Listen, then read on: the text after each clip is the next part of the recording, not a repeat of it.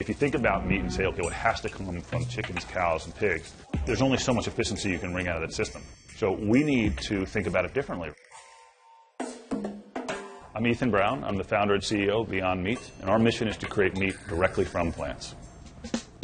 For decades, people have attempted to make imitation meat out of plants, but the appeal of those products has been limited because, well, the imitation has never been that convincing. What is meat? I think about it from the perspective of what's in meat. And that's, lipids, it's amino acids, it's carbohydrates, it's minerals, and it's water, none of which have exclusive residence in the animal. They're abundant in the plant kingdom.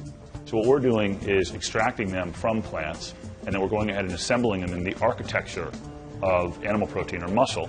And by doing that, we're providing meat directly from plants.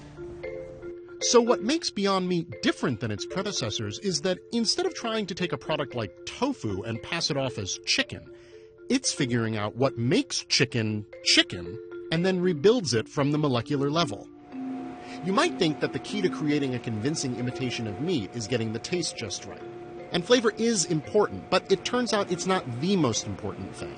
When I think about the single most important innovation that we were able to create, it really gets back to the texture.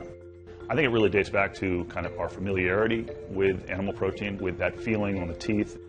They're able to create this unique texture through a combination of heating, cooling, and pressurizing the proteins naturally found in plants. I'm going to try some of this chicken. All right.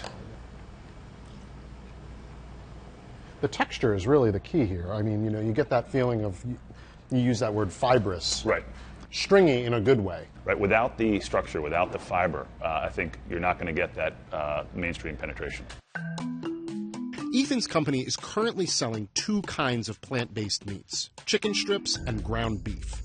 Both are designed to mix with other ingredients in salads and sauces, which makes their job as passing as animal-based meat easier.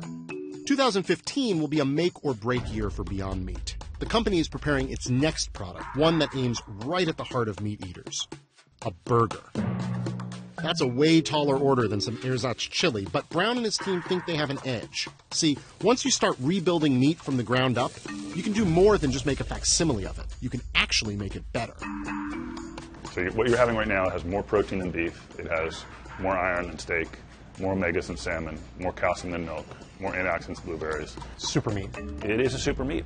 And if they are able to create these true superfoods, the question becomes, are we eventually going to see a meatless future? I don't think it's necessarily realistic to think that people are going to stop consuming meat. I think a niche population is going to do that. If you look at human health, and you look at heart disease, diabetes, cancer, these national epidemics we have, they are correlated with meat consumption. If you look at climate change, where greenhouse gas emissions are due to livestock, I can make an impact in each of those areas simply by changing out the amino acids at the center of the dinner plate. That's really exciting. For decades, meat alternatives have been stuck in the health food ghetto. Beyond Meat hopes to break out of that, not by converting all of us to veganism and not by magically recreating an entire steak, but by nudging us to plant-based alternatives that are indistinguishable from the real thing. If they're right, if you can't tell the difference between, say, chicken and Beyond Meat chicken, and their product is better for you and the environment, the company is betting its future on the hope that you are about to become much more of a vegetarian than you planned.